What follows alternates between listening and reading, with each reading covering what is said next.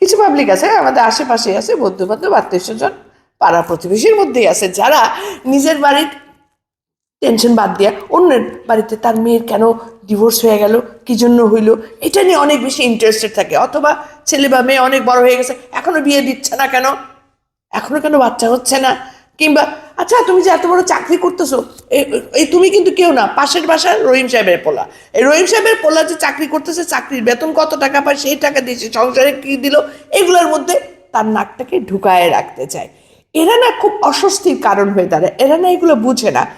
কিন্তু ওরা মনে করে যে হ্যাঁ ও তো খুব কনসার্ন হয়ে যাচ্ছে, না কনসার্ন না, এটাকে রিমেম্বার, যারা এই নাকটা গলা বলছে, এটা কোনো কনসার্ন বলে না, এটাকে বলে না ও হেতু মোড়লি করা। এই মোড়লি থেকে বেরিয়ে আসতে হবে। এটা মানুষগুলোকে, সবাই তো আর ধুমধাম করে বলতে পারে না যে ভাই আপনার কাজ কি, আমার ছেলে বেতন পাচ্ছে না, কি করছে, আমাকে দিচ্ছে কি দিচ্ছে, নট ইউর লুক আউট, সবাই এটা বলতে পারে না, ভদ্রতায় কাছামাছি হয়ে যায়।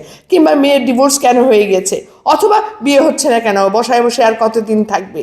হ্যাঁ, তো এই সব কথার না উত্তর সবার ঠোঁটে থাকে না। যাদের যা আছে তাদেরকে তাদের মতো থাকতে দেন, নিজের নাকটা নিজের ঘরের দিকে দেওয়া, এটাই ভালো।